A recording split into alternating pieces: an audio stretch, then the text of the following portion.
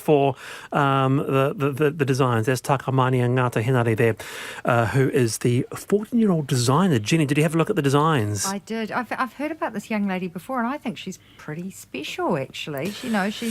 She had a goal, and she's got off her backside, and she's found a way of fundraising. And, but also, as she said, and it was just lovely to hear her saying normalising te reo in New Zealand society.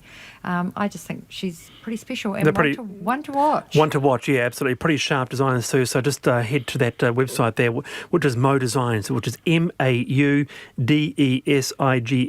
modesigns.co.nz.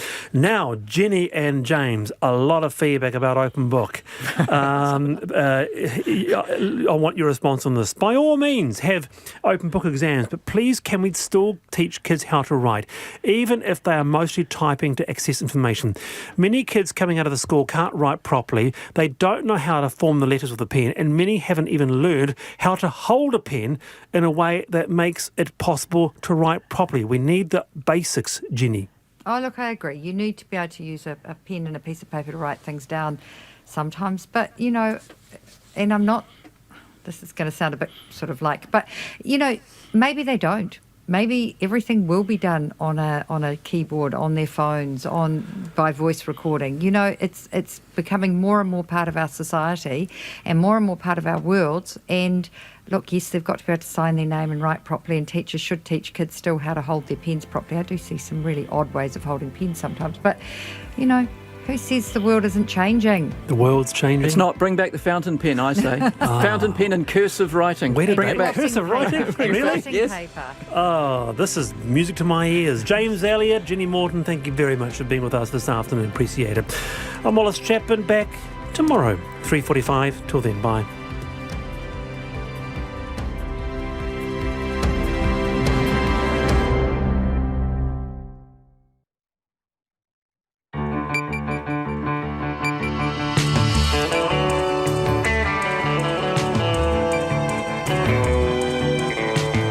Whakarongo mai koe ki te reo irirangi o Aotearoa. This is Checkpoint on RNZ National. I'm Lisa Owen. E haere aki nei, from Thursday, masks will be a must, but only on Auckland public transport or domestic flights around the country. So who's going to police it and how? Meat in the sandwich, industry leaders say claims New Zealand beef and offal exports to China have tested positive for COVID are unsubstantiated but potentially very damaging. COVID hits South Australia, prompting some states to tighten border controls. Allegations early childhood centres are putting profits ahead of children's welfare. And paramedics are split over a proposed pay deal, with a second strike notice issued. And the business blooming after COVID forces it to innovate. RNZ News at 5. Kia ora, ko Susana Leata with DNA. From Thursday, masks will be mandatory on most public transport in Auckland and all domestic flights.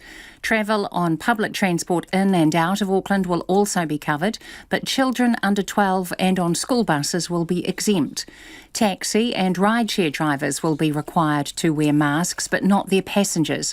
Prime Minister Jacinda Ardern says no system is foolproof and New Zealand needs constant updating. And while we have largely eliminated it from the community with more COVID in the world and arriving at our border, it is Cabinet's view that we need to continually refresh and check our settings. Jacinda Ardern says the Health Ministry recommended temporary mask wearing after the recent case of the port worker, but Cabinet decided a more long-term approach was preferable. The meat industry is anxiously waiting for more details after reports linking New Zealand products to COVID found on meat packaging in eastern China. New Zealand officials are trying to find out more from Chinese authorities after a news agency said COVID was found on products from New Zealand, Argentina and Brazil. Andrew McRae reports. The Meat Industry Association says it's heard nothing from its members suggesting any of their product is involved. The advice from the Chief Executive, Suma Karapiva, is not to panic. She says it's unfortunate New Zealand product seems to be implicated in something with little or no evidence. Ms Karapiva says food safety and COVID management systems are robust within New Zealand, and as long as companies follow the rules, everything should be fine. The Ministry for Primary Industries says the risk of COVID transmission by food or food packaging is negligible. Ko Andrew McRae. The former US President Barack Obama has warned that a lack of commonly held fact, fuelled by conspiracy theories, is causing the United States to become even more divided and resentful. Speaking to the BBC, Mr. Obama says the division is deeper now than when he took office in 2008. Some of that is attributable to our current president, who actively fanned division because he felt it was good for his politics. But it preceded him, and it will outlast him. Barack Obama says it will take more than one election and better regulation of the internet to reverse these trends. Early childhood teachers have complained about noise, overcrowding and an excessive focus on profit in a national survey. 4,000 teachers responded to the Child Forum survey and 1,000 said they could not endorse their own centres. Our education correspondent John Gerritsen reports. Advocates for teachers and children in early learning say the results tally with what they've been hearing from teachers for years. They say minimum regulations urgently need updating because they are not ensuring all children have high-quality early learning. They warn that the conditions in some badly run centres are driving teachers out of the profession. Groups representing early education centres say teachers should complain to government agencies if they see problems. Ko John Gerritsen, TNA. A prominent sportsman named in a criminal drug syndicate trial has asked the Supreme Court to consider his case. The sportsman was a connected person in the trial of a trio of men convicted and jailed for importing methamphetamine from California. Although he was the subject of police interest, he was never searched or charged. The sportsman has fought to keep his identity secret for close to 2 years now, failing to convince both the High Court and Court of Appeal. Today, the Supreme Court confirmed his lawyer had filed legal documents asking the country's highest court to consider his case. It's 5:04. The world golf number one Dustin Johnson has shed his tag of one major wonder. Winning the US Masters in record style, Johnson finished 20 under par, a record low score at Augusta National, earning a 5-shot victory over Australian Cameron Smith and South Korean Sung Jae-im. Johnson, who won the US Open in 2016, says winning the US Masters is something he's thought about ever since he picked up a golf club. As a kid, dreaming about winning the Masters, having Tiger put the green jacket on you, it still seems like it's a dream, but, I'm here and, what a great feeling it is, and, I couldn't be more excited. The defending champion Tiger Woods finished tied for 38th after a 4-over-par final round, which included a 10 on a par 3. Suspended prop Ofa Tu'ungafasi, along with replacement players Peter Umanga-Jensen and Duplessis Kurifi, will return home early from the All Blacks tour of Australia. The All Blacks picked an extended tour part of 36 players because of COVID-19, and coach Ian Foster says it was always the intention to send some players home at this stage of the trip. Tu'ungafasi became an automatic candidate for an early return home when he was suspended for 3 matches for a high tackle in the All Blacks loss to Australia in Brisbane. That's the news. While Donald Trump refuses to step down, the president acknowledged that Joe Biden had won, but then saying he only won in the eyes of the fake news media. I concede nothing. The Hoi Haw stands aside for a peaceful transfer to the winner of the Bird of the Year competition. I'm pleased to announce it's our moss-coloured flightless parrot, the kakapo. And Benny takes out another gong. Super Lonely won Single of the Year, Best Solo Artist, Best Pop Artist. Up with the Birds. Morning reports weekdays from 6 on air and online. Now the short forecast from Met Service to midnight tomorrow. Northland to Waitomo, including Coromandel Peninsula, Bay of Plenty and Gisborne. Fine spells with isolated showers. Taranaki to Manawatu, including Taumaranui, Taihape, Hawke's Bay and Tararua district. Scattered showers, some possibly heavy and thundery, clearing everywhere by tonight, mostly fine tomorrow. Horowhenua to Wellington, also Wairarapa, cloudy periods, drizzle in the west, clearing by tonight. Nelson, Marlborough and Canterbury, fine spells, isolated showers inland today, high cloud tomorrow, a few spots of rain in Nelson tomorrow night. Bulla, Westland and Fiordland, a few showers turning to rain from the south tomorrow with heavy falls. Otago and and Southland isolated showers, some heavy, possibly thundery in North Otago and Dunedin tonight. High cloud tomorrow, scattered early rain and showers about Southland and Clutha coasts from the evening. In Chatham Islands, cloudy periods. RNZ National, it's 7 minutes past 5. Thanks, Susanna, and welcome to Checkpoint. I'm Lisa Owen. Dust off your face masks. The government's made them mandatory, but only in certain situations. From Thursday, if you're travelling on public transport around Auckland or on a flight anywhere in the country, you'll have to wear a mask. Any public transport in and out of Auckland will also be covered, as will ride share and taxi drivers, but not their passengers. Those under the age of 12, school buses and people with certain medical conditions will also be exempt. Prime Minister Jacinda Ardern says while New Zealand has COVID under control, it continues to rage overseas. Many countries have or are re-entering lockdowns, and more New Zealanders are understandably wanting to return to New Zealand, increasing demand for our managed isolation facilities.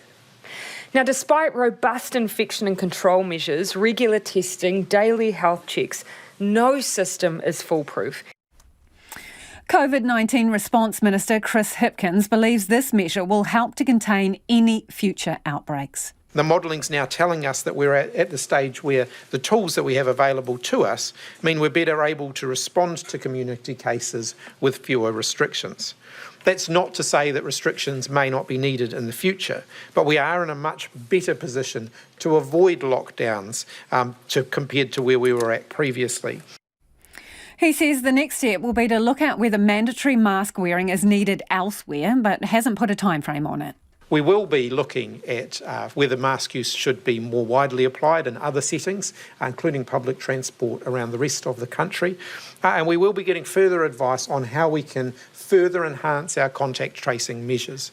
So we're going to be looking particularly at encouraging greater use of the QR code or other forms of record keeping to ensure that contact tracing can get that vital head start. Ms Ardern says the police will be enforcing the new rules, but will take an educate and encourage approach in the first instance. But bus drivers and air stewards will not be asked to make people comply. Ms Ardern also says exceptions from other travellers play a big role. You see it become self-reinforcing. When a lot of people are wearing a mask on a plane, even before we've come through with these requirements at level 1, then you see that there's obviously an expectation that builds. Now, our view is that actually by creating an environment where people know that expectation, they see people around them doing it, we hope that that will have a positive effect. But we don't want bus drivers in an unsafe situation or stewards in an unsafe situation where they're having to police it. That's not the right thing to do. Aucklanders appear to be broadly in support of mandatory mask wearing on public transport in the city and on domestic flights around the country. Many people in the city centre today were wearing a mask after a community case was announced last week.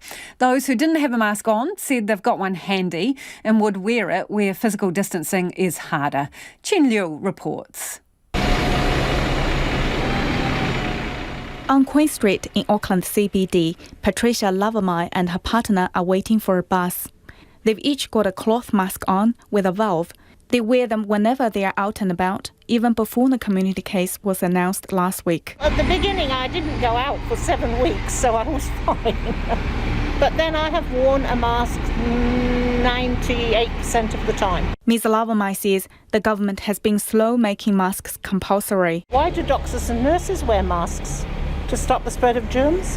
Common sense, we should have been wearing them since last March. Coming to the city for work today, Aucklander Lynx says she's surprised how few people are wearing one. Lynx agrees it's a good idea to make mask wearing mandatory to help prevent the spread of COVID. I think it's probably a good thing. I think if people have a really good medical reason for not wearing masks, fair enough, but I think it's a good thing. But Lynx doesn't think the government's response has been slow. I think the government's responding to the situation as it evolves. Alexandra Linnell is visiting Auckland with her mother from Hawke's Bay. They are not wearing masks, but say they have one in their bags and would wear one on public transport. Ms. Linnell says they seldom use the COVID Tracer app in their hometown, but changed habits in Auckland. Travel here, we're going to lots of different shops, different places, different times, so it's very hard to keep track of where you've actually been if you had to sit down and suddenly remember where you went. But in Hawke's Bay, I know who I went and visited or what day I went to work. Amanda Toner and her partner just moved to live and work in Auckland yesterday from Napier. She says they didn't wear a mask on the street today because it's easy to maintain physical distance. If we weren't able to social distance, we would probably have masks on. We've got them in our bags ready to go, so they're on us if we need them.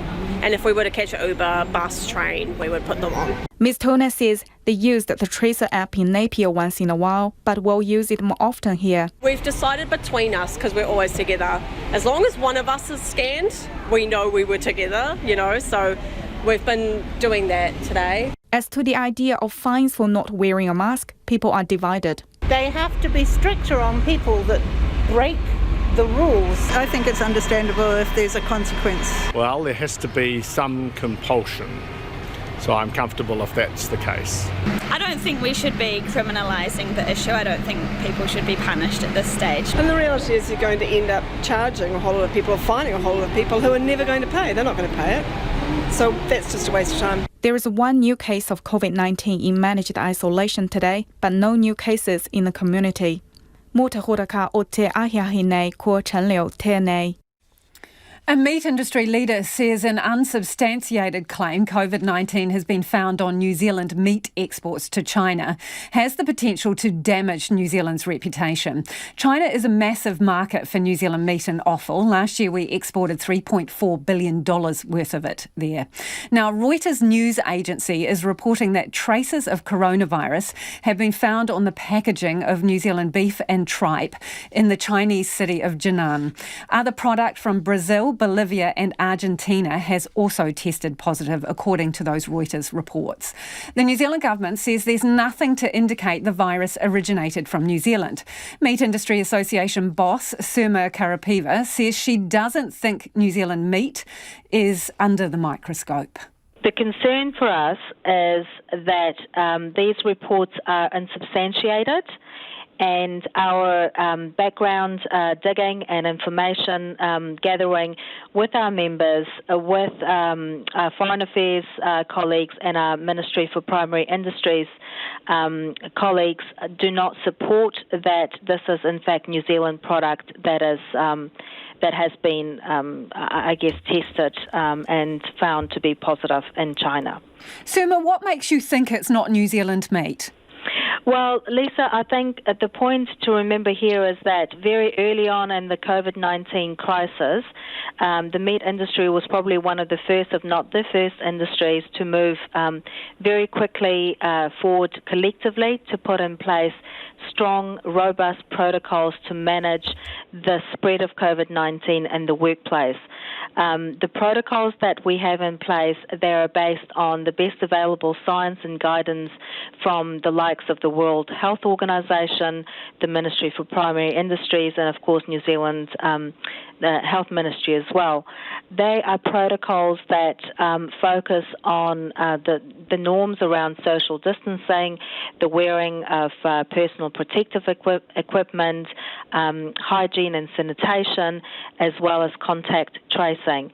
I think those protocols, we can be very proud of them. They have stood the test of time in New Zealand. We are clearly committed to managing and protecting the safety of our people and doing everything we can to actually prevent the spread of this terrible disease and stop it from coming into our workforce in the very first place. What is this doing to our reputation, whether it is true or not? Yeah, well, reputation, I mean, that's a very good question, and I think in all of this is probably the bit that is most concerning because, it has the potential to damage the reputation of New Zealand red meat exports, and especially, as I said, these are unsubstantiated reports. We have a very long-standing and a very proud history of trading in safe product from New Zealand. This has held up exceptionally well during the early days of COVID, and in fact we were one of the only sectors that were able to return, $1 billion worth of exports in 1 month in March, slap bang in the middle of COVID. It's just very, very unfortunate that information is being put out there in the international arena that is not substantiated. We have robust systems in place, and for us it's very, very important, and we put a lot of effort and emphasis on compliance because we understand the importance of to keep trading and to keep exporting that product and bringing back that export revenue for New Zealand as a whole. So it is absolutely critical for you to find out whether or not this is New Zealand meat. So how are you going to do that? Yeah, well, as I said, we are talking with our member companies just to double check what they know of the situation, what they're hearing from their importers. We're also working very, very closely with the Ministry for Primary Industries and Foreign Affairs to get to the bottom of this. So what is your relationship like with Chinese officials, the people who are putting this information out?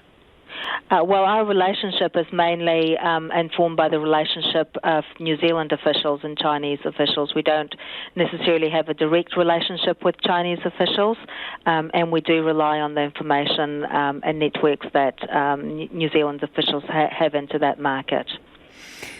Is there any indication that China is going to move to, put a hold on our meat while this is sorted out?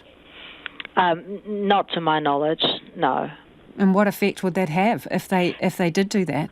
Because they have with other counturs at various points. They have, but it's also important to note that when other countries' product have been put on hold, as you said, or their premises have been suspended, it is on the back of having community transmission within those countries. We don't have community transmission in New Zealand. There is no reason or rationale for our product to be put on hold or for any of our premises to be suspended. I know that China has introduced, I think since August, new requirements for frozen goods and meat exports, which involve testing of packaging, and obviously those products don't move until they return a negative test. Has that resulted in any hold-ups with things in ports? Well, to answer the question directly, no, we're not aware of any hold-ups from, particularly for our imports. But in terms of the broader situation, it's not surprising that China's doing more testing at the border. I think that is within their right to ensure that their people are safe, just as we're doing whatever we can to ensure that our people are safe. The fact that you can find traces of the genetic material from COVID-19 on packaging, there are signs to support that. The point to remember here is that while you might be able to find that trace material, the transmission by food and food packaging is negligible. And the World Health Organization has been very specific in stating that transmission by airborne droplets and aerosols is the dominant pathway for COVID-19 infection spread. So while you might be able to find something on the packaging, the likelihood of that actually resulting in a positive infection case is negligible. In saying that, though, Suma, we've had 2 cases in New Zealand which have resulted, one from touching a rubbish bin and another one from a lift button. So it is a serious circumstance if they say they're finding COVID on our meat packaging, isn't it? Yes, but I don't think you can compare those 2 situations, particularly given the closeness of how can I explain the closeness of the way the product, the virus has been transmitted, and when you think about our frozen products, they travel for a very long time to get to China. So how are you hoping to get this sorted, and by when? We are working with officials. We're taking our guidance from them on the information that they're getting through their official channels from government authorities in China. That is really the only thing that we can do in this instance. We have to get information directly from the Chinese authorities so that we can understand the situation on the ground clearly. By when? As soon as possible. This is an important situation. We want to put an end to it as quickly as possible. And what are those New Zealand officials telling you, particularly about time frame? Because obviously, as you've identified, if it's an unfair allegation, every hour it's out there is not great for us. Yeah, it's not great for us. And at the moment, I'm just letting them get on and put in the necessary calls and through their official channels. And I just have to wait until that process runs its course. And that's Surma Karapiva from the Meat Industry Association. We invited the Minister for Agriculture, the Ministry for Primary Industries and the Ministry of Foreign Affairs and Trade to be interviewed on the program. They all declined. In a statement, MFAT says New Zealand officials are working to ascertain the origin and veracity of the reports. And in the past hour, the Prime Minister said Chinese authorities have not contacted New Zealand about the alleged contamination. Jacinda Ardern says the government was aware that Argentinian meat had tested positive for COVID and that meat was in a cool store with meat from New Zealand. It is 23 minutes past 5 and you're with Checkpoint on RNZ National. Keen for your feedback on anything you've heard on the program this evening. What do you make of the new mask rules that will come in on Thursday? Aucklanders will have to, or people in Auckland will have to wear them on public transport. Anywhere in the country, if you're on a plane, you'll have to wear one too. The Minister for COVID Response says he's considering making it more widespread. Do get in touch. You can text us on 2101, tweet us at Checkpoint RNZ or email checkpoint@rnz.co.nz. A second strike notice has been filed on behalf of hundreds of St John paramedics and ambulance staff who plan on walking off the job next week. St John staff, represented by First Union, say further breakdowns in pay talks mean they will now be striking next Saturday, in addition to the walk-off planned for next Wednesday. But two other ambulance unions say they're pleased with St John's latest pay offer and are recommending their members accept it. Nita Blake-Person reports. Pay talks between St John and members represented by the First Union have hit another roadblock. Having voted earlier this month to walk off the job over failed pay negotiations, hundreds of paramedics and ambulance staff are now preparing for a second 24-hour strike. Sarah Stone is the National Ambulance Coordinator with First Union, which represents 1,100 staff. She says St John isn't cooperating. I think St John's refusal to go to mediated bargaining to try and progress this issue, their refusal, to move at all on what's written into an agreement, written into the collective contract. Ambulance officers who are members of First Union all over the country are just so angry and upset with their employer that they don't see another way forward. The two 24-hour strikes will now take place on the 25th and 28th of November. Sarah Stone says it's a last resort over repeated denials from St John to honour a deal to pay the 1.25 penal rate it agreed to following low-level industrial action by St John staff last year. I mean, let's be absolutely clear about this. First Union ambulance officers don't want to have to go on strike, right? They want to go to work and they want to just be paid for the hours that they work. That's all they want.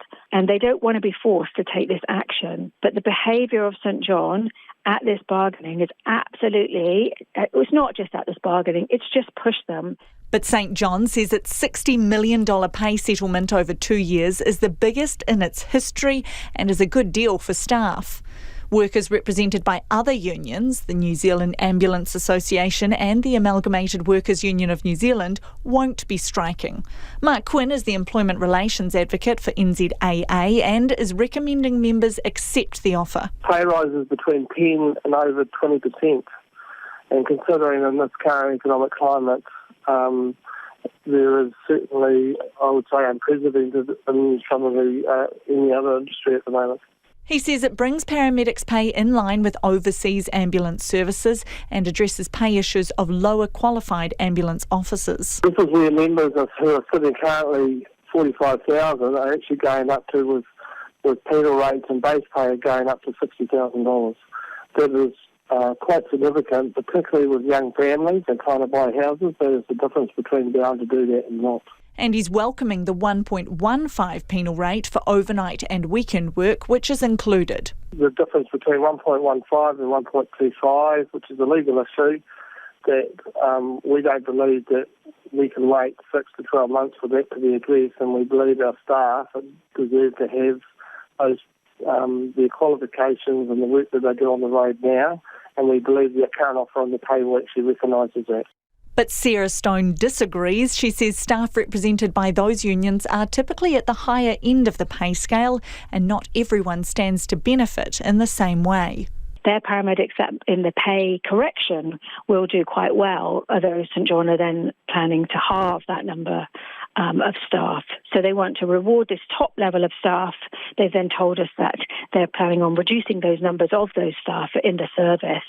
Whereas at First Union, we represent members all across the board. In a statement, the Ministry of Health says St John is in collective bargaining with 3 unions, with 1 union set to take strike action. It says there will be a government contribution to settlement costs. However, the amount and conditions are yet to be finalised. Government officials will continue to support ongoing discussions between the parties. Mark Quinn says sorting out this latest pay offer doesn't mean there isn't work to be done around St John's long-term financial situation. It's not to confuse the two issues. The issue of the pay, and that's being contributed with the money from the government as well, it's specifically for the staff, so that's one issue and that's been resolved. The second issue is the funding of the ambulance service going forward for the next 3 to 4 years, and the resources that are required to maintain that service and meet the need of the general public. That's another issue that the Labour government needs to address.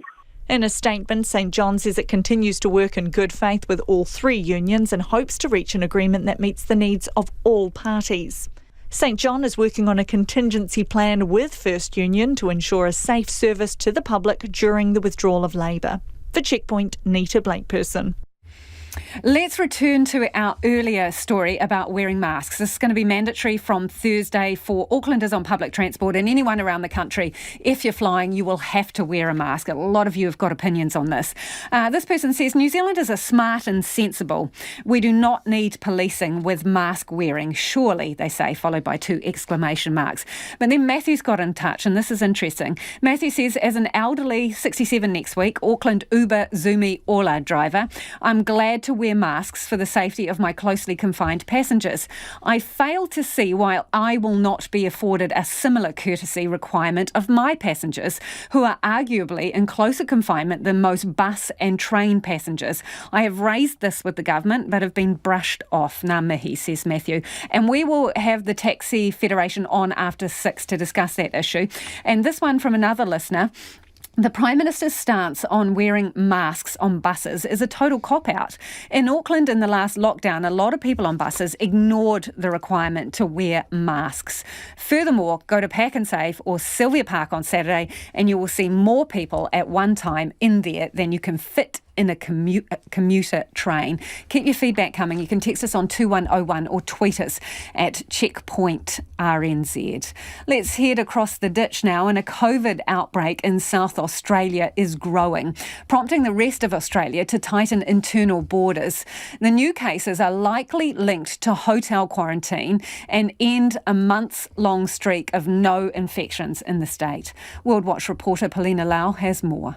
South Australia is staring down a new COVID cluster. 17 cases are now linked to Adelaide's northern suburbs after 4 new cases were reported yesterday. The first case identified an 80-year-old woman who tested positive after being treated at a hospital. 2 of her close contacts, a man and a woman, have also tested positive for the illness. Chief Medical Officer Nicholas Spurrier explains the possible link. Of the 2 family members, there's a female in her 50s and a male in his 60s. The important thing here to note is that one of those people works in one of our Medi hotels. Medi hotels provide accommodation for returning travellers and local residents who can't quarantine safely at home. The outbreaks forced a local primary school, shopping plaza, prison and fast food restaurant to close, and hundreds of people are now isolating. Prime Minister Scott Morrison says it's a wake-up call. They've been working hard to keep their systems match fit, but as he said to me this morning, there's a constant reminder and a wake-up call for the whole country, perhaps particularly for those states and territories that have been behind borders. South Australia's Premier Stephen Marshall says it's likely the state will stop accepting international flights. We are looking at the flow of aircraft with those Australian citizens coming back over the next couple of days, because it's quite possible we will need to take more of our hotel quarantine capacity to cope with this. Other parts of Australia are wasting no time in reimposing restrictions. Western Australia has closed its borders to travellers from South Australia. Yesterday, passengers landing in Perth were forced to turn back or go into quarantine. Today, Tasmania, the Northern Territory and Queensland have announced all arrivals from South Australia will have to undergo supervised quarantine. Tasmania also says all travellers who arrived in the last week from South Australia must immediately self-isolate. The Northern Territory Chief Minister Michael Gunner has declared Adelaide a hotspot. It's what we don't know that worries us the most. Given this, we are declaring South Australia a hotspot for the purposes of travel to Northern Territory effective immediately. That means people who are arriving here from South Australia this morning will be directed into supervised quarantine or given the option of returning to South Australia. For now, New South Wales is keeping its borders open to South Australia. New South Wales isn't taking that position. We're watching the situation closely. I've spoken to Dr. Chant this morning, and we are confident that our border position remains in place, that we accept citizens from all states, including Victoria, from next Monday. But of course, it's an evolving situation, and if that changes, we'll act. South Australia's had more than 500 cases since the start of the pandemic and 4 deaths. The last positive case without a known source of transmission was back in April, 7 months ago. There are fears the new cases today could be the tip of the iceberg. Miss Spurrier is urging residents to get tested. I'm expecting that we will have more cases, which is absolutely why I am urging South Australians. This is a wake-up call. If you've got respiratory symptoms, you've got to get tested. A wake-up call and another reminder for Australians, the virus is far from over. For Checkpoint, Polina Lau.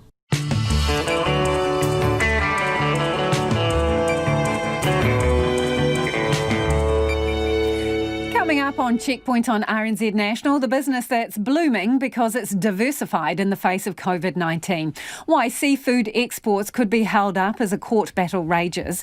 And the early childhood teachers concerned profit is king when it comes to how their centres operate. We'd love your feedback. Get in touch about masks and the new orders that come in on Thursday, or anything else you've heard on the program this evening. Text us 2101, tweet us at Checkpoint RNZ, or the email address is checkpoint@rnz.co.nz. Let's get to the headlines now with Susanna. Masks will be mandatory on most public transport in Auckland and on all domestic flights from Thursday. Travel on public transport in and out of Auckland will also be covered, but children under 12 and on school buses will be exempt. Taxi and rideshare drivers will be required to wear masks, but not their passengers. The COVID-19 response minister says mandatory mask use could also be extended to other parts of the country. Chris Hipkins says there will be a focus on encouraging greater use of the QR code and other forms of record keeping. Meanwhile, Auckland Transport is encouraging all passengers to wear masks immediately, even though they're not compulsory until Thursday. The meat industry is waiting with concern after reports connecting New Zealand meat to the COVID virus found on packaging in eastern China. The Meat Industry Association Chief Executive Sirma Karapiva told Checkpoint it's unfortunate New Zealand product seems to be implicated in something with little or no evidence. 1,000 early childhood teachers are unhappy with the centres they work in, describing them as noisy and stressful. The teachers were among 4,000 who responded to a survey by an early childhood research and advocacy organisation, Child Forum. 3/4 of the respondents said they would send their own children to a centre like the one they are working in, but a quarter said they would not. The former American President Barack Obama says the US faces a huge task in reversing a culture of what he calls crazy conspiracy theories that have exacerbated divisions in the community. Talking to the BBC, Mr. Obama said the US is more sharply split than even 4 years ago when Donald Trump won the presidency.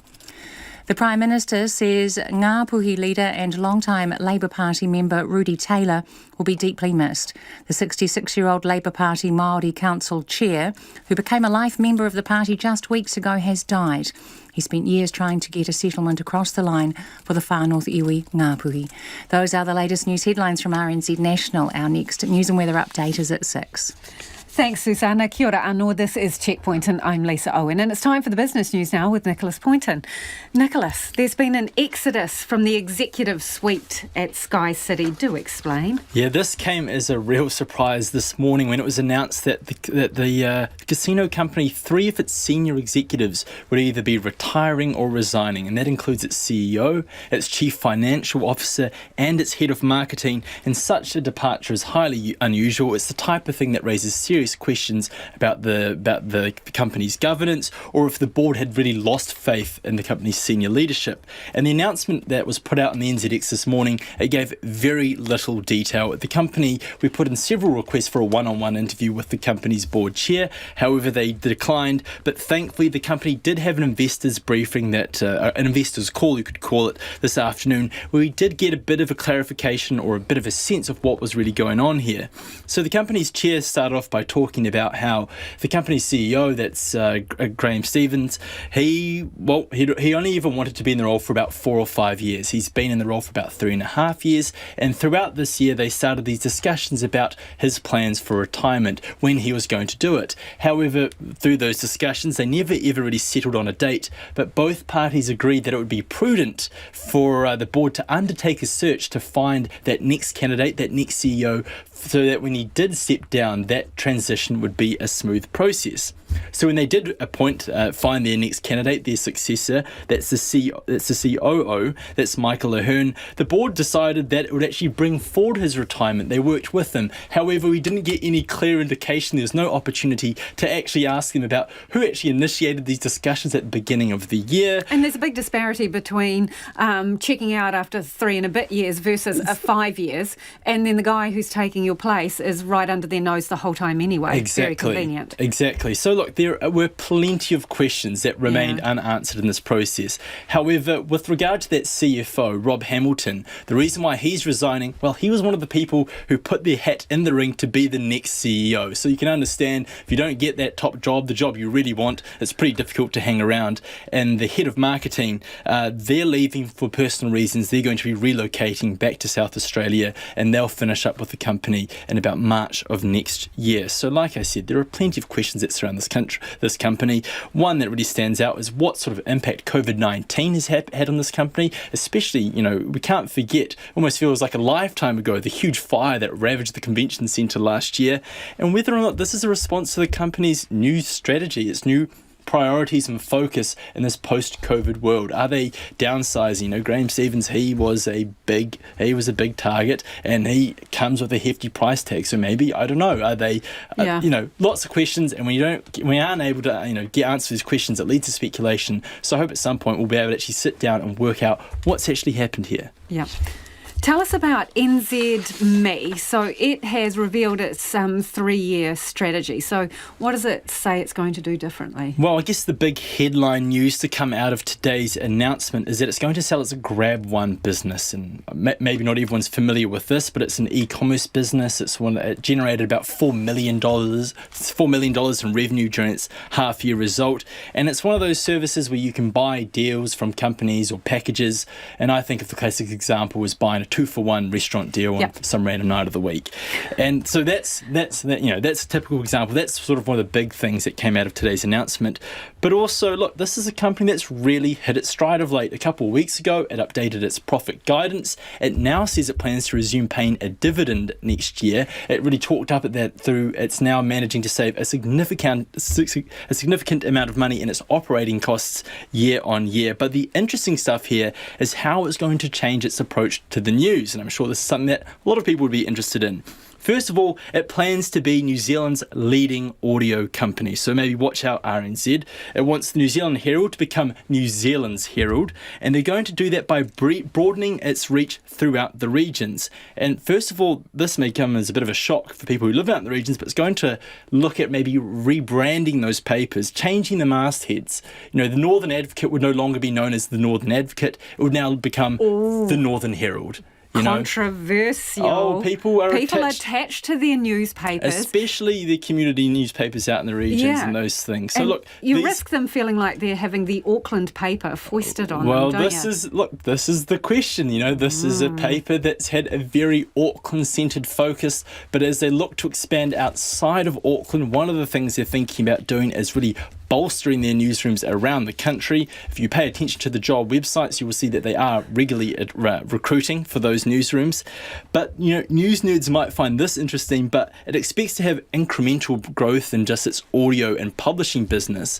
But the area where they expect to be really profitable is its One Roof product, which is essentially property advertising. And it makes sense. People in this country, especially in this city, are obsessed with housing, and it really comes as no surprise that they pick this as a real driver for its, to drive profits in the future. And on the back of this news, its share price rose by about 4.1% to 76 cents per share. Okay, we're going to ask people about that. How would they feel if their local newspaper had its name changed to be incorporated into the Herald brand? So text us on 2101. Love to hear from you if you're out in the regions, what you make of that.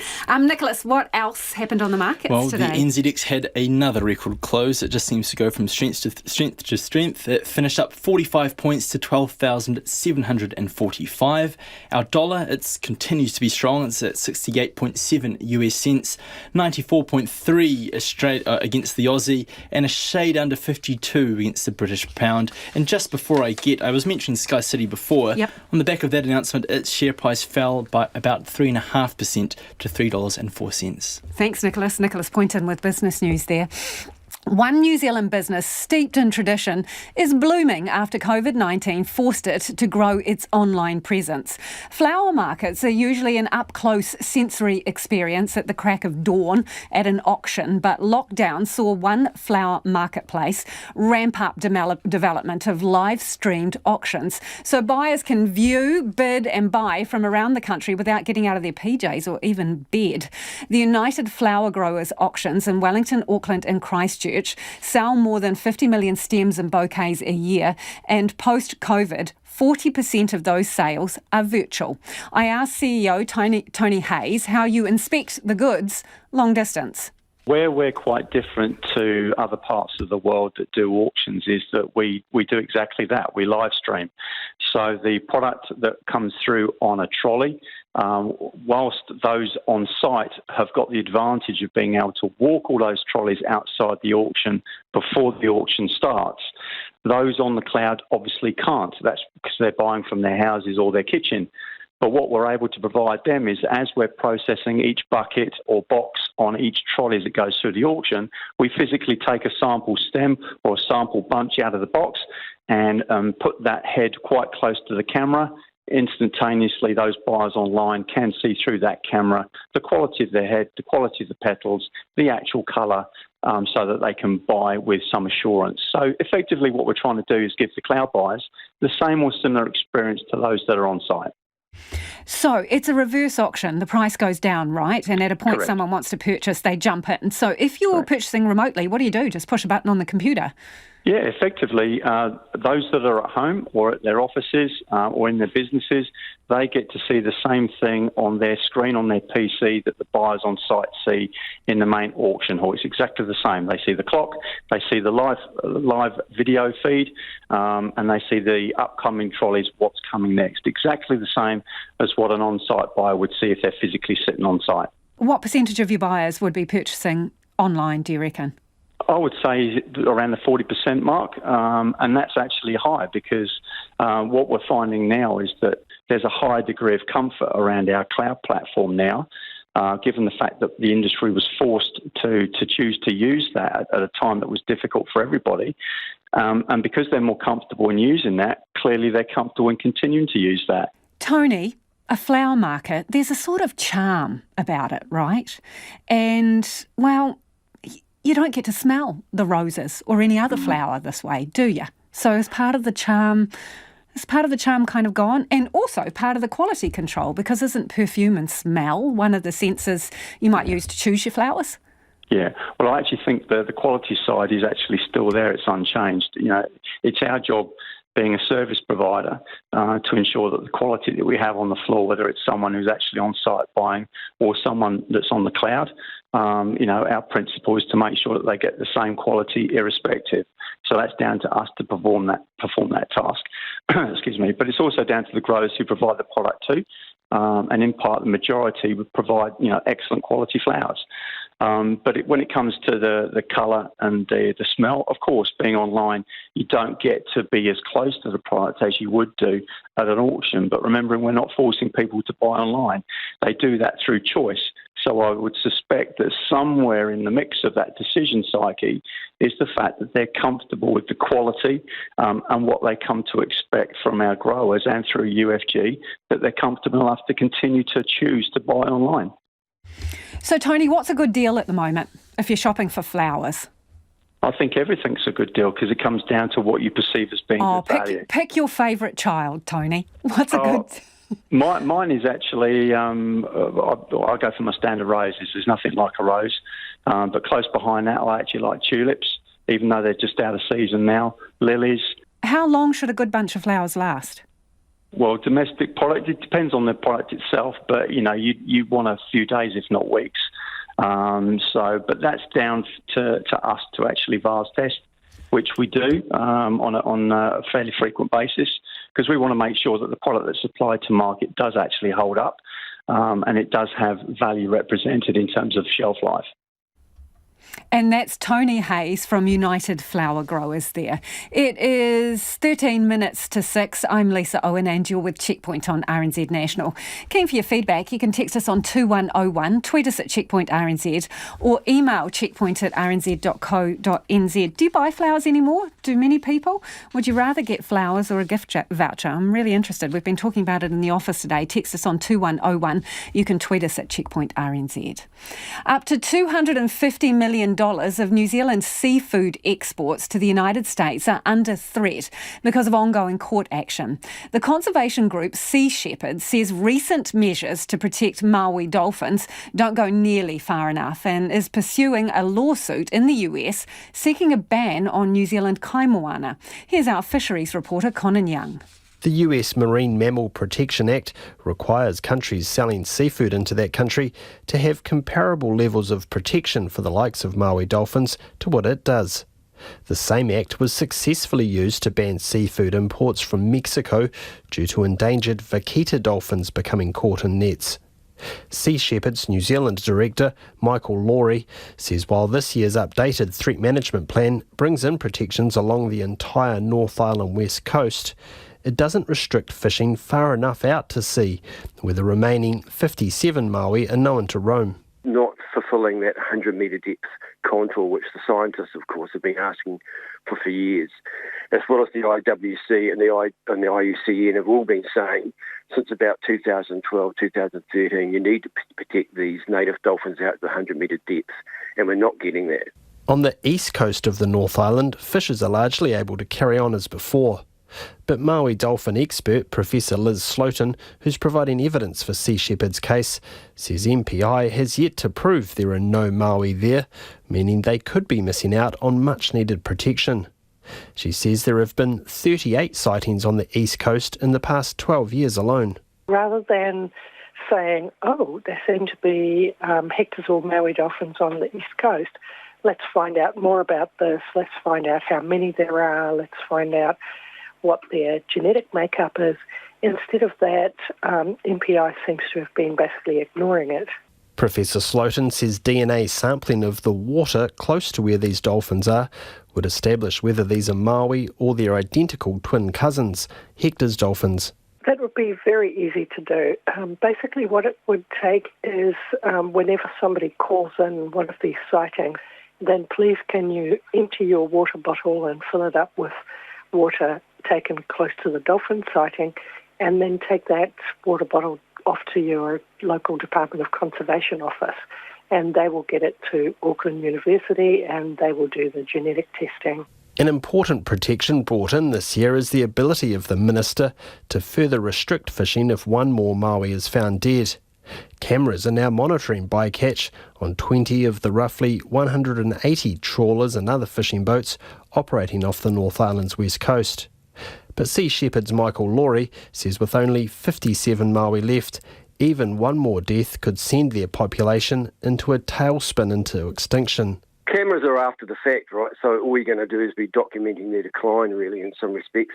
The New Zealand government has joined the action at the US Court of International Trade in New York as a defendant, saying the analyses the plaintiffs have submitted to date are riddled with numerous factual errors and flawed assumptions.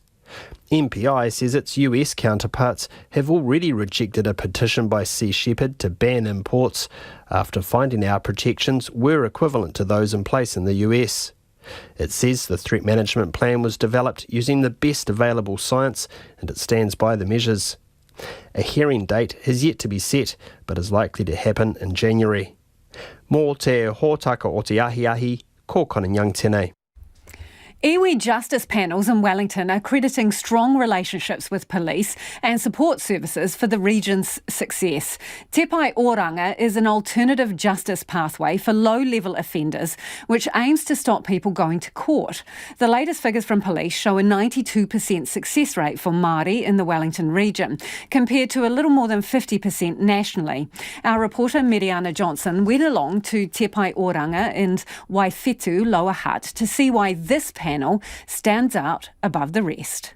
The panel is held in Te Māori, a wharewhitong and art across the road from Waifetu Marae. Each session begins with a karakia by kaumātua and co-chair Kongareriti, who makes it clear this isn't a court. He says the peaceful and relaxed environment is key. I think it's our tikanga side, I think it's our wairua side of things like that. We have participants that have been here and as soon as they come through the door, they're anxious and things like that. They come into this environment, they see our taonga sitting here. Wow, this is different. This is the outward changes. A Pākehā man is in front of the panel for theft of property. The victims of his crime sit directly opposite him. Panel co-chair Julie Wilson, known as Auntie Julie, makes it clear to the offender they're lucky to be there and not in a courtroom. She's seen more than 2,000 participants, so knows when to push and when it is clear someone doesn't want to change. She says getting buy-in from participants is crucial. And the time and effort that goes into it to get that one person in is huge, by everybody, and the follow-up and the success of it afterwards. And that's all down to the fact that we're in head office just up the road and they'll do anything we want. Both the offender and victims get a say in the amends that will be made, and everyone shakes hands or hugs at the end of the hui. The offenders don't get a criminal record and the meeting remains private and confidential. Support's offered for the underlying causes of offending, such as drug and alcohol counselling, and they have 6 weeks to do this or risk being charged. For the last client of the day, a Māori man in his 30s, iwi liaison officer Asha Hauwaho drives to pick up the participant. If they don't turn up, then there's no meetings at all, therefore there's no completion rate. So we're trying to do the best by our staff that refer people to the Paoranga panel, that we get them front and centre to enable the meeting to take place. Asha Hauwaho has been involved with the panel at Waifetu since its inception in 2010. He says once they get the participant to the panel, they understand why they're committing crime. You won't know that until you sit around the table and have a values-based corridor with them. So in terms of the completion rates, agreements, stuff like that, it's kind of tailored for each person, and we kind of gauge what they will need from the corridor around the table. So that's probably a point of difference. Victims of crimes and their whānau are invited to attend panel sessions as well. The victim of this crime, John Portote, says it was an opportunity to try something different. I thought the space was really safe, it was positive, it was a good way of everyone having a fair say on what their side of the story was, a chance to apologise, to brush over some details that you wouldn't get in a court environment. But Yeah, I actually thought it was a really positive outcome, to be honest. He also got to make amends. The space allowed me to actually converse with the person and apologise to him for things I said and done as well at the time too. Just looking after my property and my house and my family. But just to hear him apologise face to face, kanohi, is different compared to a court system. Both Wilson and Eriti say what happens after the hui is the most important part. Offenders are assigned a whānau order navigator who makes sure they follow through with the apology, counselling or reparations. Wilson makes it clear to offenders this is a one-time deal. It's up to them to stay out of court. Mo te hōtaka o te ahiahi, ko Miriana Johnson, DNA. A big man with a big heart. That is how the Ngāpuhi leader and kaumātua to the Labour Party, Rudolph Taylor, is being remembered after his death this morning.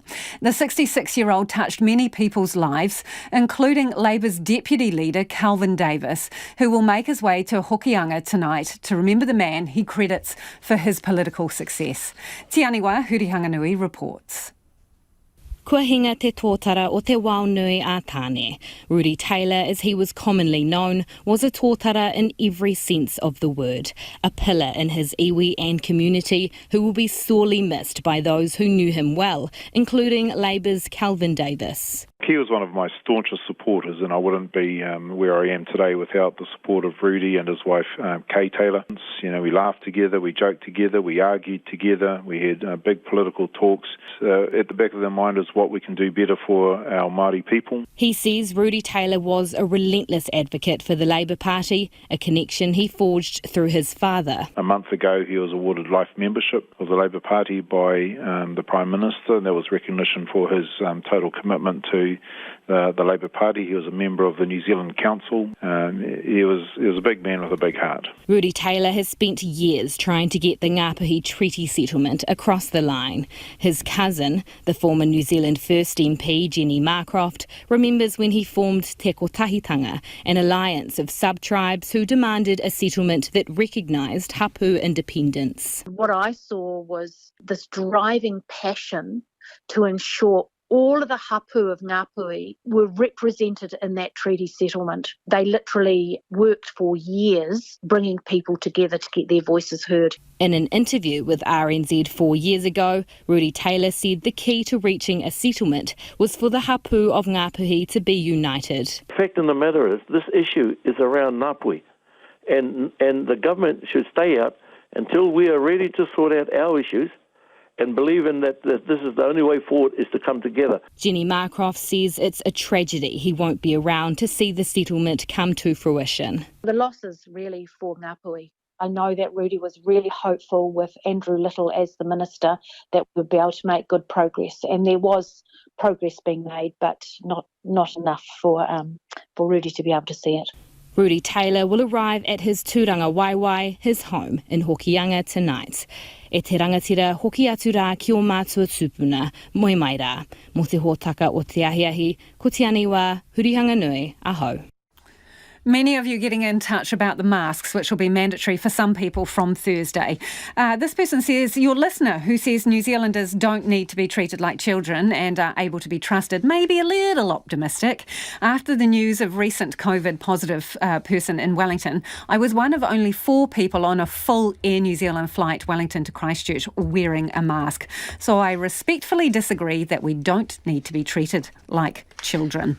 Kim's also got in touch and says it's totally unfair and inequitable that only drivers in cabs are required to wear masks and their passengers are not. How stupid is this, says Kim. The message it gives is that the driver's health doesn't matter, only the passengers. And another listener says masks should also be compulsory in supermarkets and public transport in any city which has quarantine hotels, and any staff working in those facilities should have to wear masks when in public. This would have applied to the recent Christchurch and Auckland quarantine workers who tested positive and might have prevented the recent Auckland spread. More on this after 6. RNZ News at 6, ngā mihi nui ko Susana Leata tēnei.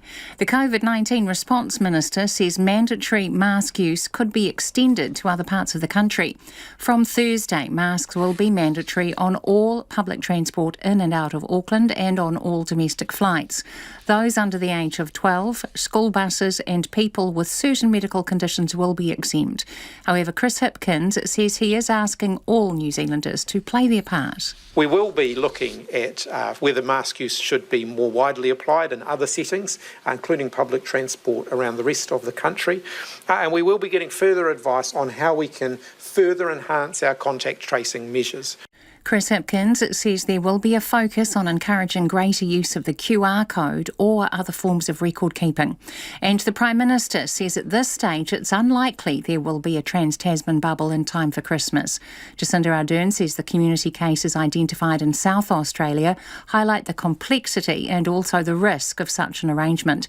She says protocols need to be worked through and this needs more time. At this stage, we simply don't have the necessary protections in place for me to give that kind of assurance. But we continue to work on it. Every week we are getting a little further along in understanding those arrangements, but equally every week we see situations like we've seen in South Australia as well.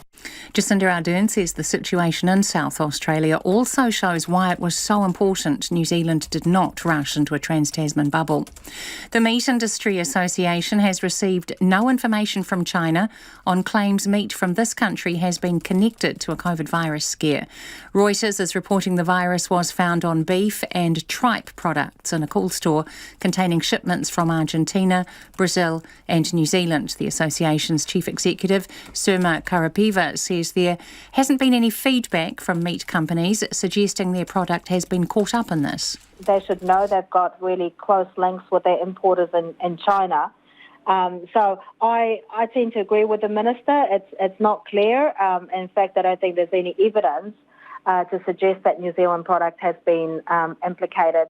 Surma Karapiva says science suggests transmission of the COVID virus on frozen products is negligible. Paramedics and ambulance officers appear to be split over plans to walk off the job over failed pay talks. St John's staff represented by First Union have voted for a second 24-hour strike from next Saturday, in addition to plans to walk off the job next Wednesday. They say a proposed $60 million pay settlement over 2 years doesn't go far enough, and they want penal rates for overtime and guarantees on rosters. But Mark Quinn of the New Zealand Ambulance Association is recommending his members accept the offer. Pay rises between 10 and over 20%. And considering in this current economic climate, there is certainly, I would say, unprecedented in some of any other industry at the moment. Mark Quinn says this pay offer is a separate matter from St John's ongoing financial problems, which he says the government still needs to address. A man who attempted CPR on a woman after a suspected drug overdose says the man accused of giving her the drugs did nothing to help. Joseph McGurr has pleaded not guilty to charges of supplying a Class B controlled drug and attempting to pervert the course of justice. Lauren Biddle, who was 22, died at his Christchurch home in October 2018. Guy Higginson says the accused gave MDMA or ecstasy to him and Ms Biddle. He says the next thing he remembers was going outside to find Ms Biddle unresponsive and Joseph McGurr saying she was dead. He began CPR and tried to call for help, but Mr McGurr said he did not want the police at his house. 3 young people have been arrested in relation to recent violent incidents in central Nelson. A 22-year-old man suffered serious facial injuries in October that required surgery after being punched and kicked by 2 people. A 17-year-old is due in youth court this week and police are looking for a second person. 2 people will appear in youth court in relation to 2 separate brawls involving groups of young people. The police say the senseless acts of violence are significant for victims and offenders. A Spacex capsule carrying 4 astronauts is hurtling towards the International Space Station after successfully launching from NASA's Kennedy Space Center in Florida. It marks a major milestone that will see the company regularly fly humans to space. The BBC's Jonathan Amos has more. The Spacex Falcon rocket, with its crew capsule and passengers, lit up the dark Florida sky. A 12-minute flight to orbit that the company and its customer NASA say represents the new normal. After a demonstration mission in May, SpaceX vehicles have now been fully certified to carry people, and this mission is the first of 6 commercially contracted taxi rides to the International Space Station. NASA says using private transportation services in low Earth orbit will save it billions. The BBC's Jonathan Amos with that report. It's just after 6:05. Golfer Dustin Johnson finally clinched an elusive second major title with a 5-stroke victory at the US Masters after overcoming a shaky start to his final round at Augusta National. Johnson led throughout the final round and did not drop a shot in the final 13 holes on his way to a 4-under par 68 and an unprecedented 20-under par total for the tournament. Australian Cameron Smith and South Korean Im Sung-jae tied for second on 15 under. Defending champion Tiger Woods gave casual golfers around the world new hope after racking up 10 strokes on a par 3. Woods finished in 38th place. The White Ferns have suffered a major setback for the summer, with all-rounder Susie Bates set to miss the entire season through injury. Bates needs surgery after re-injuring her right shoulder, which she initially hurt while playing for New Zealand against Australia in the Rose Bowl last month. England are due to be here in February, but Bates is unlikely to be able to take part. And New Zealand's Michael Venus and his Australian partner John Peers begin their campaign at the ATP tennis finals in London tonight, playing 4th seeds Marcel Granollers of Spain and Horacio Zeballos of Argentina. Venus and Peers are seeded 6th. That's the news. Tonight on Nights, Pacifica poet laureate and author Selena Tusitala-Marsh on the sequel to her hit children's book Mobhead, in which she grapples with issues like how to speak for her people and write for the Queen. Brian Roper is bound to have a Marxist take on recent election results, and having put a few Kiwi shit towns on the map, Jeff Rissow is celebrating proverbial moments in Kiwi sport on Nights with me, Brian Crump, after the news at 7 on RNZ National. Now, the short forecast from Met Service to midnight tomorrow: Northland to Waitomo, including Coromandel Peninsula and Bay of Plenty and Gisborne. Fine spells with isolated showers. Taranaki to Manawatu, including Taumaranui, Taihape, Hawke's Bay and Tararua District. Scattered showers, some possibly heavy and thundery, clearing everywhere tonight, mostly fine tomorrow. Horowhenua to Wellington, also Wairarapa, cloudy periods, drizzle in the west, clearing by tonight. Nelson, Marlborough and Canterbury, fine spells with isolated showers inland tonight, high cloud tomorrow. A few spots of rain in Nelson tomorrow night. Bulla, Westland and Fiordland, a few showers turning to rain from the south tomorrow with heavy falls. Otago and Southland, isolated showers, some heavy, possibly thundery in North Otago and Dunedin tonight. High cloud tomorrow, scattered early rain and showers about Southland and Clutha coasts from the evening. Chatham Islands, cloudy periods. RNZ National, it's 6:08. Thanks, Susanna. Kia ora anō. This is Checkpoint and I'm Lisa Owen. Auckland, stand by to mask up if you're taking public transport. As for everyone else, you need one too if you're flying anywhere around the country. Come Thursday, the government's making masks mandatory in certain situations, but there are a bunch of exemptions. It follows a new community COVID case in the super city last week. The AUT student, who was employed at a high street clothing store, went to work when she was potentially infectious and also took a number of Ubers. The drivers had to be tested for COVID and isolate until their results were back. As well as people on public transport, taxi drivers will have to wear masks, but their passengers won't. Joining me now is John Hart from the Taxi Federation. John, what do you think of the new rules? So drivers have to mask up, but not passengers. Yes, well, we're struggling to understand the logic behind that. It seems to us if there's a danger of bringing an infection into the car, then the danger rests with everyone, and passengers in taxis should also be wearing masks. But maybe there's some logic behind it, but they haven't told us what it is. So ideally, what would you like to see? Everyone should be required to wear masks. I mean, it doesn't seem to make an awful lot of sense for someone to get off an aeroplane wearing a mask and get into a bus and continue to wear the mask, but get off the aeroplane and get into the taxi and take their mask off. That just doesn't seem to make much sense. But, maybe there is a reason, but they just haven't bothered to tell us. Well, does this put your drivers in a kind of, a really awkward situation?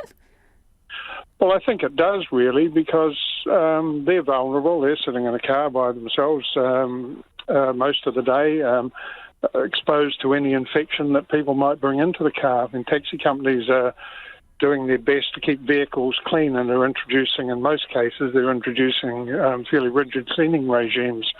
But it just seems that it would be an awful lot more logical if the passengers were required to wear masks as well. Did anyone from government consult with you about this? Prior to the last lockdown in Auckland, or prior to the rules on the last lockdown in Auckland, we had a call from the Ministry of Transport who asked our opinion, and that was our opinion, that it was, if anyone in a taxi was required to wear a mask, it should be everyone, not just one party. But when they introduced them, they excluded passengers, with no explanation to us as to why they've done that. So the Ministry of Transport basically has your official position on this, so you would assume that the government knows that as well, and your position has not changed since the first time you gave your view? Yeah, that's correct, yes. So, how safe do drivers feel in this environment? Well, I think drivers must feel vulnerable. Everyone who comes into contact with the public must do, but people in taxis are quite close. So you're probably more vulnerable in a taxi than you would be in, say, a shop or a cafe or something like that. At this stage, it's rules that apply to Auckland as well. What do you think about the rest of the country? Well, we don't have any problem with these rules being introduced around the country. If it's thought that that's the thing to do to keep us all safe, then we were very happy to go along with it. But we would just like someone to tell us why it's safe for passengers to travel in taxis without a mask on. So John, what would you like to say to people who will potentially be travelling in taxis after Thursday, when the rule comes in where your driver has to wear the mask but the passenger not? What would you want to say to passengers? Please wear a mask.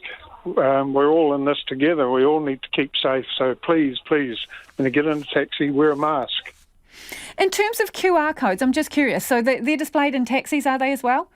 Yes, they are, yes. Yeah, and what kind of feedback are you getting from your drivers about whether people actually use them? Well, I think during the lockdown in Auckland there was widespread use, but then it tapered off after that, just as it has in the rest of the community. Hopefully it'll pick up again. Because I suppose that is essential for your drivers who may encounter, goodness knows how many individuals in their car over the period of a day and days. Yeah, that's right. The QR code is just as important in taxis as it is anywhere else. Yeah, absolutely critical. So do you have a message for the government on the position they've taken on this, John? Well, please discuss it with us. If there is a reason for what they've done, we'll go along with it. But we fail to see what it is, and they haven't told us what the reason is. So please discuss it with us. We're just as keen to keep the country safe and to keep everyone safe as they are. So, we're here to talk to them. Appreciate your time this evening, John. That's John Hart from the Taxi Federation there. So masks will be mandatory for drivers of taxis and drivers in ride shares, but not for their passengers, as we mentioned. Matthew's about to turn 67 and drives for ride share companies Uber, ZooMe and Ola.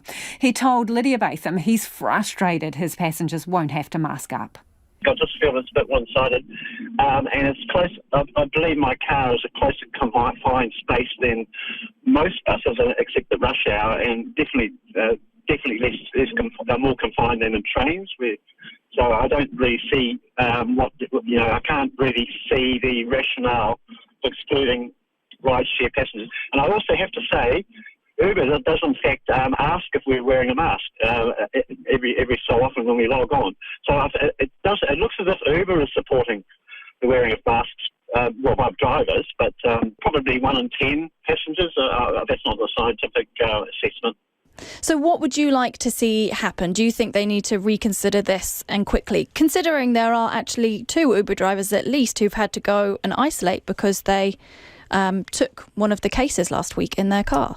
Well, that's right. I mean, I'm glad to wear a mask for protection of my passengers, but I don't see why, as an elderly driver who needs to drive for, to keep the paid bills, I don't see why I shouldn't be afforded the same courtesy. And that is Matthew, who's a driver for a number of rideshare companies. Early childhood teachers have made worrying allegations of crowded, noisy centres where profit is put before children's welfare in a new survey. 3/4 of the 4,000 respondents to the Child Forum survey endorsed the quality of the places they worked, but a quarter, that's 1,000 teachers, did not, with some saying their early learning services often ran with fewer than the legal minimum number of teachers. Here's our education correspondent, John Gerritsen. Persuading early childhood teachers to speak up about problems they see is hard. Most are too scared to go public. But provide an anonymous survey and they will talk. Some told the Child Forum survey their centres are noisy and crowded. The noise and constant stressful atmosphere aren't okay, plus the children are always hurting each other due to boredom. I went to relieve in a centre I'd put my child in after he left to go to school, and the place was a crazy, overfilled zoo of kids. I felt so awful for having put my son there. Others criticised the way their early learning services are run. I have witnessed how poorly children are treated in ECE, and I've lost faith in the system and trust in other teachers. ECE has become baby farming. They cut a lot of corners to give the appearance of quality care, when actually it is about profit making. Advocates for children and teachers aren't surprised by the findings. Susan Bates from the Teachers Advocacy Group says the results tally with what it's hearing from teachers. We have the same issue when we do our surveys as a self-selecting group, but when you've got 4,000 respondents, I think you can have some faith in that. And the fact that our results back up Child Forum's results can also provide some faith in both surveys. And a specialist in early learning environments, Mike Bedford, says conditions are driving teachers out of the profession. Teachers have said, I can't condone this any longer. What they're seeing being done to children on a day-to-day basis. Now, what's being done to children is that they're being forced into situations that are way too overcrowded with too few teachers. Sarah Alexander is the chief executive of Child Forum, which ran the survey. She says the results show policymakers need to talk to teachers more. One of the things that, respondents said is that what is written down on paper or on the records that go to the Ministry of Education or on the brochures that are given to parents will be one thing, but what we know to be happening on the ground here in reality is something else. Problem is that we're not actually hearing what is actually happening behind closed doors. Kathy Wolfe from Te Rito Maioha, a group representing about 500 early learning centres, isn't convinced the results are representative of the more than 30,000 early childhood teachers working in the sector. She says teachers need to report bad practice when they see it. Definitely there'll be centres out there that need to be dealt with, and usually that comes through ERO process, but sometimes ERO doesn't get around quick enough, and that's where teachers need to be stronger in voicing their concerns about the quality of the services and the curriculum that children are receiving, because that has an impact on children and that is just not acceptable. She's confident a lot of the problems raised in the survey will be addressed by the government's Early Learning Action Plan. Mō te hōtaka o te ahi, ko John Gerritsen tēnei.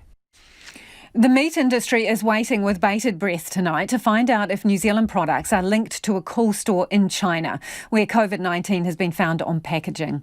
Reuters is reporting the virus was found on beef and tripe products in a storage facility containing shipments from Argentina, Bolivia, Brazil and New Zealand. Andrew McRae reports.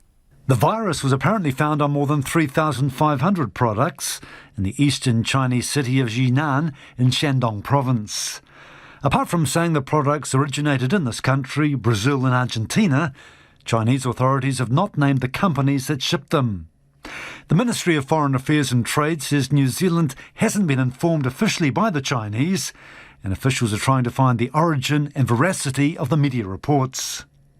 Trade Minister Damien O'Connor says there's nothing to suggest that the virus originated in New Zealand.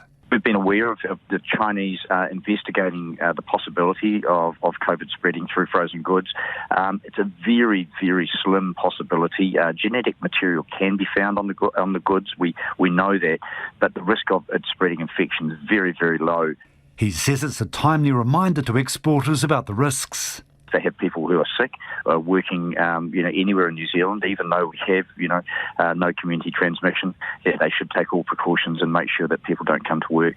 The Meat Industry Association says they're essentially in a holding pattern, awaiting more information from China.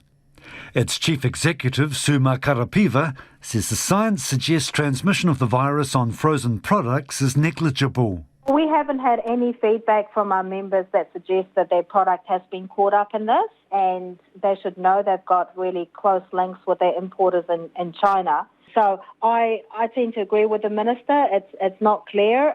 In fact, I don't think there's any evidence to suggest that New Zealand product has been implicated. She says it proves China is serious about the risks of COVID getting back in. They have stepped up their product testing on import. They're testing all products as they come through the border. So, clearly they're taking this very seriously. And in a way, it's positive to see that they are focused on managing COVID within their own borders. Ms. Karapiva's advice is to keep calm and carry on. Now is not the time to panic. We have very good systems in place for food safety as well as for COVID management. And, we're confident that those systems are robust in managing transmission within New Zealand. So as long as companies follow the rules, I think they should be fine. Agri HQ senior sheep and beef analyst Mel Crode says meat exports to China are heading into the busiest period of the year, so any hiccup is a worry. From here until about March, April, our export volumes are ramping up every month, just reflecting those higher processing volumes back here. So, it's crucial that we've got, a good flow into our export markets. MPI's current risk assessment remains that the risk of COVID-19 transmission by food or food packaging is negligible. The Meat Industry Association says it's unfortunate New Zealand product seems to be implicated in something with very little or no evidence. For Checkpoint, Ko Andrew Magretine. To breaking news now, in South Australia will suspend all inbound international flights and restrictions will be reintroduced from tomorrow as the state scrambles to contain a COVID-19 outbreak. There are 17 cases tied to an outbreak in the state, which has prompted other states to close their borders to South Australia. The Premier, Stephen Marshall, says the next 24 hours will be crucial, but says he will not wait for the situation to deteriorate. It is 23 minutes after 6 and you're with Checkpoint on RNZ National. Conflict in the Tigray region of Ethiopia is beginning to affect the whole country. Fighting has escalated after the government began a military offensive against local forces who control the region. Tigrayan forces say they've bombed the airport in the Eritrean capital, Asmara, claiming soldiers from Eritrea have been siding with Ethiopia. More and more people are fleeing the violence, and the UN says 20,000 people have already crossed the border into Sudan. The BBC's Will Ross reports. On the 12th day of the conflict, refugees continue to pour over the Sudanese border in their thousands. They've been forced to abandon their homes in Ethiopia as the fighting intensifies. These are arduous journeys for young and old. Many have witnessed appalling violence. There is no food. There is looting. We lost our belongings. I lost my siblings.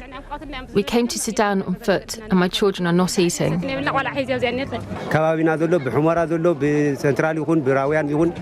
have pregnant sisters on the streets. The militia chased us to the border. There's looting and stealing and killing like in Rwanda. On the streets, people haven't eaten in 3 or 4 days. I don't know where my kids are. It's hard for aid agencies to get help to this remote area of Sudan, and if the number of refugees rises sharply, they'll struggle to cope. We are starting to provide assistance services with UNHCR, WFP, the Sudanese Red Cross, Muslim Aid, and other service providers. And you can see some start of an assistance provision, but much more needs to be done. Ethiopia's military has been fighting troops loyal to the politicians running the country's northern Tigray region, the TPLF party, which for years was the dominant political force in Ethiopia. The TPLF has admitted attacking a federal army base last week, an event which the government said forced it into this war. But now there's been a worrying escalation in the conflict. The leader of the Tigray region has confirmed that Tigrayan forces bombed the airport in the Eritrean capital Asmara on Saturday. Debretsion Gebremichael accuses the Eritrean president, Isaias Afwerki, of backing the Ethiopian government and sending soldiers into the country to try to topple their common enemy, the TPLF leadership. It's true that the Ethiopian Prime Minister Abiy Ahmed is close to the autocratic Eritrean leader. After coming to power in 2018, he reached out to make a peace deal with Ethiopia's longtime foe. But Mr. Abiy denies the involvement of Eritrean troops. In a tweet, he said Ethiopia was more than capable of achieving its military objectives by itself. The stability of Ethiopia is seen as vital for the whole region. Ethnic conflicts have been a problem for some time, but this new crisis has taken the country to a precipice. With its key ally, America, distracted by its own political drama, there are worrying signs that this could be just the start of a devastating conflict. And that was Will Ross reporting. While we enjoy relative freedom from COVID restrictions in New Zealand, in many parts of the world, people have gone months without being able to hug their loved ones. But this weekend, thanks to some plastic sheeting, embroidery hoops, a gazebo, residents of a Colorado nursing home got to experience a little bit of physical connection while remaining safe. Liz Gilardi was there as families reunited for the first time in months. A lot of work and anticipation. Just been looking forward to that 5-minute hug. Went into this moment. Last time I hugged him was probably before COVID in February or early March. Carol Braun wanted to savor every second with her dad, a 97-year-old World War II vet.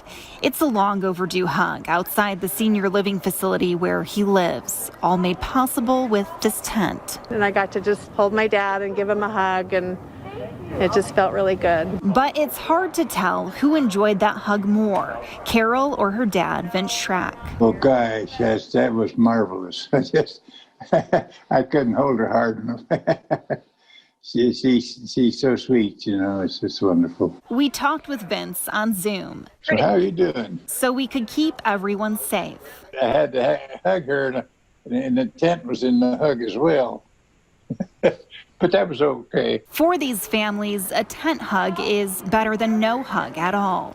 Amanda Meyer built this specialized tent with the help of volunteers after a colleague saw pictures of something similar in another country. I have a long history of working in long-term care, and imagining families not able to come in and be with their loved ones is one of the most heartbreaking things that I've ever thought of. She set up the tent at the Catherine and Charles Hover greenhouses in Longmont, and she hopes other senior living homes will use it or build their own. You can see the joy, even through the masks and the tears and just the heavy emotion. It's just a beautiful thing to watch. A moment these families will cherish. Feels good. It feels really good. A hug long overdue. The main thing, I got to see her for a few minutes. And that was Liz Gilardi reporting there. A lot of you have got in touch about flowers and masks. Let's start with masks. Most of you seem to agree that passengers in taxis and ride shares should have to wear masks as well. Nikki says taxi drivers are very vulnerable and they don't get sick leave. Their passengers should wear masks. Another person says masks are one effective way to reduce the chance of another lockdown in New Zealand. Make them mandatory on public transport for the whole country, not just Auckland. On flowers, some delightful feedback. Kevin from Napier says, I always buy flowers as a token of thanks and endearment. I even buy them for my best mate's partner when I visit them, as he doesn't buy her any, says Kev. And then someone else says, I buy my girl peonies, tulips, they last well, lilies, lovely scent, last well, every other day. A woman loves a flower, this listener says. A few bucks a stem, go for it. And this one says, last time I tried to send flowers to a lady friend, I wasn't allowed to send a handwritten message with the flowers, so I didn't send any. That's strange. You couldn't write your own message. And I love this one. I much prefer flowers to a gift voucher. I'm a qualified florist, this listener says, now retired. Love making bunches from my garden to give as gifts. Back tomorrow. RNZ News headlines at 6:30. Auckland Transport is encouraging all passengers to wear masks immediately on public transport before it becomes mandatory in the city on Thursday.